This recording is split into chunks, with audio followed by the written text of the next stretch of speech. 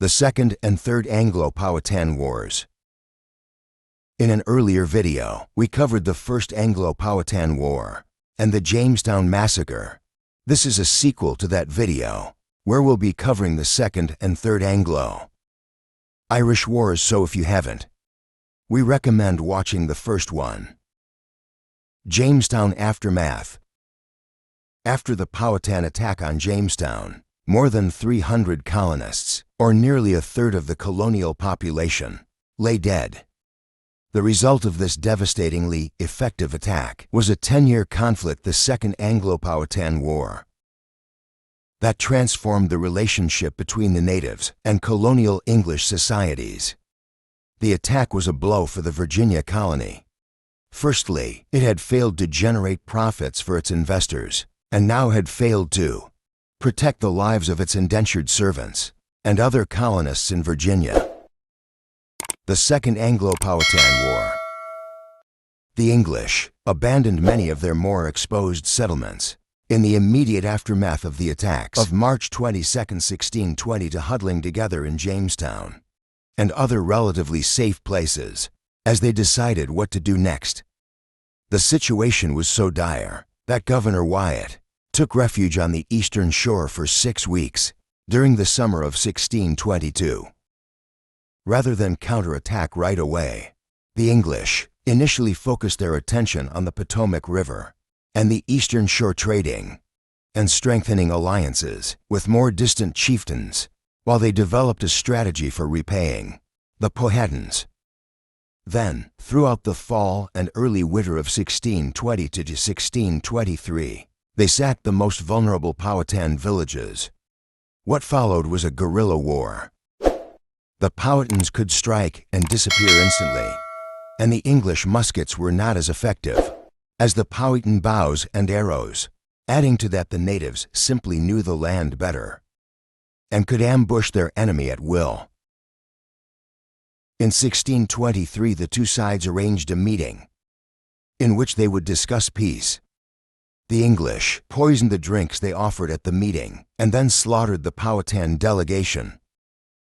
This time it was the Powhatans who were caught off guard and unprepared. The English burned the villages of a number of tribes, slaughtering as many natives as they could find. In 1624, both sides were ready for a major battle. The Powhatans assembled 800 bowmen, deployed against only 60 Englishmen, who attempted to destroy the Powhatans' cornfields. When the Englishmen finally succeeded in destroying the cornfields, the bowmen gave up the fight and retreated. The mismatch between arrows and guns determined the winner in this open battle. The Powhatans suffered heavy casualties, but just 16 of the English were wounded.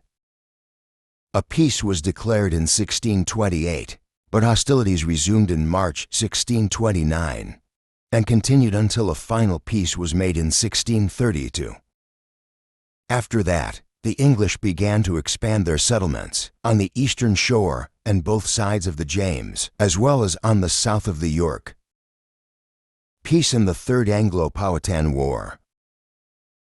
To prevent further problems, the English built a palisade in 1634 to form a stockade wall between them and the Powhatans. Made of wood, it stretched 6 miles across the Virginia Peninsula. By 1640, for the English outnumbered the remaining natives in the region, and Opechancanough, though 90 years old, launched another attack in an attempt to drive them from native land. On April 18, 1644, the Powhatan broke through the palisade with every warrior they could muster and killed between 400 to 500 colonists in a brutal surprise raid, launching the Third Anglo-Powhatan War. The timing in 1644 was similar to the attack in the spring of 1622.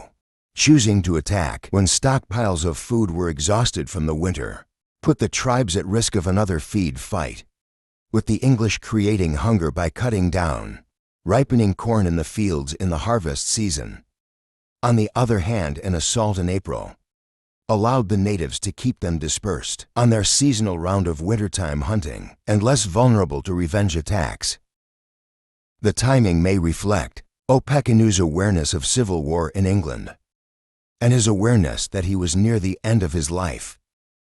He had just one last chance to expel the colonists, or at least to force them to restrict their expansion. The young men in different towns under Opechancanoug's control who had matured since the end of the Second Anglo-Powhatan War also may have pushed for an attack as a way to establish their status as warriors.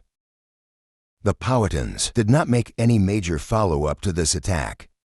In February 1645, the colony ordered the construction of 3 frontier forts: Fort Charles at the Falls of the James, Fort James on the Chickahominy, and Fort Royal at the Falls of the York.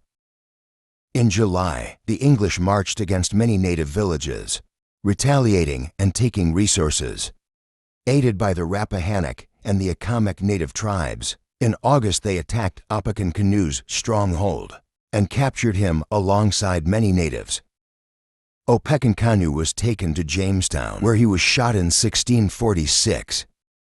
That year in March, the English also built a 4th frontier fort, Fort Henry, where the modern city of Petersburg is located. The chief's death ended the Third Anglo-Powhatan War, and peace was formalized by the signing of the Treaty of 1646 between Opechancanoug's successor, Powhatans, and Governor Berkeley.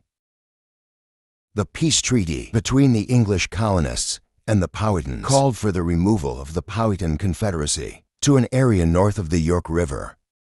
The Treaty of 1646 dissolved the Powhatan Confederacy and conferred most of their land to the English. Nakatoons was chief of the Confederacy in name only, since most of the native people who had been living in the region 50 years prior were now dead either from disease or through conflict, sold into slavery in the West Indies, or had fled the region and joined with other tribes elsewhere. Nakarwent, a successor Todopamai, was only chief of 2 tribes, and his successor, his wife, Kakakowski, only ruled over the Pamunkey tribe.